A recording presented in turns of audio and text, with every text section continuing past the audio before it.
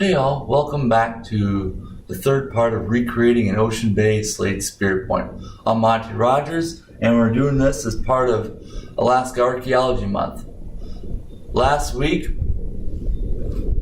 we grooved and snapped a piece of raw slate from a Fognac Island into a few pieces to work with.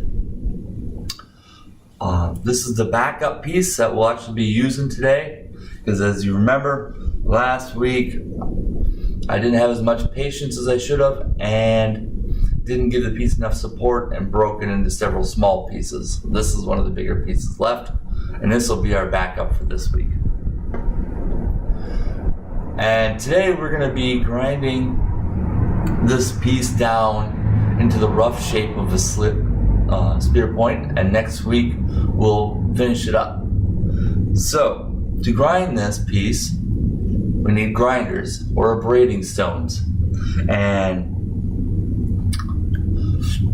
Ocean Bay people had a variety of different stones they used for abrading. These stones varied in hardness and coarseness.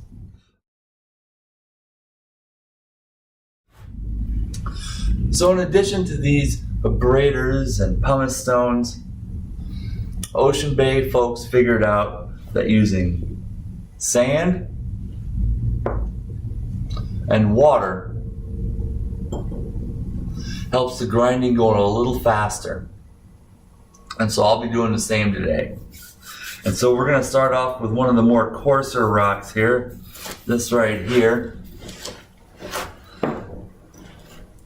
And we just putting a little bit of sand on here to help. The sand increases the coarseness even more.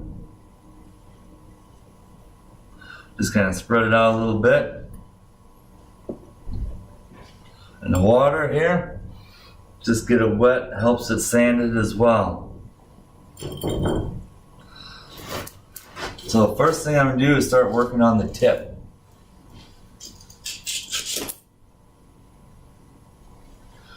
Looks like there was a bit of a flaw in that piece. We got a little bit more work to do on the tip now.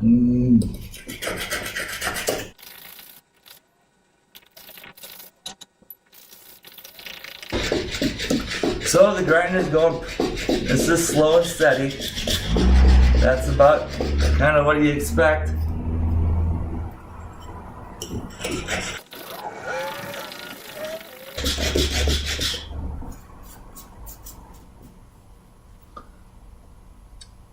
And even with this little bit of grinding, I'm already starting to get a groove in this abrading stone. And these grooves and wear marks and striations are one way that archaeologists learn about how folks made these tools. And of course, through experimental archaeology, what we're doing right now.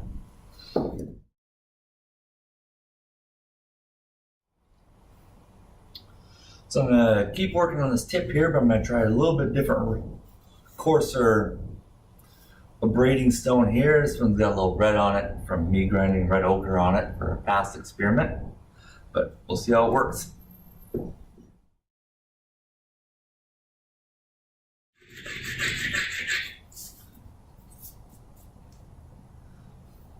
So this new grinding stone is working really well. One of its pluses that I didn't even think of is that the sand sticks to it really well, which increases its coarseness. Something to consider when looking for a good abrading stone, I guess.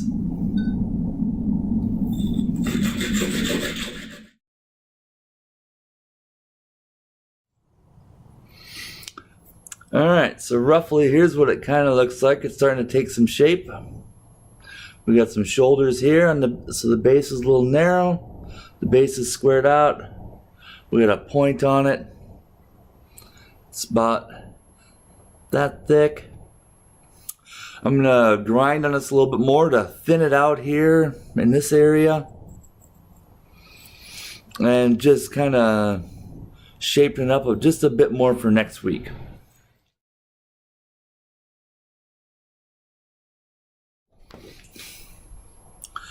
Well, all right.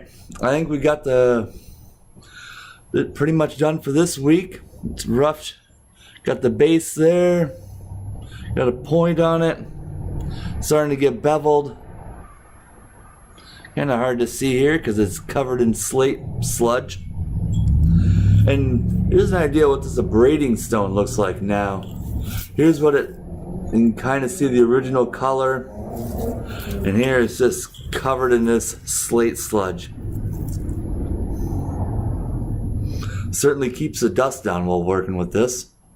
Well, I'll catch you next week where we'll finish up this and try to finish this 4-week process of replicating one of these ocean-based slate spear points.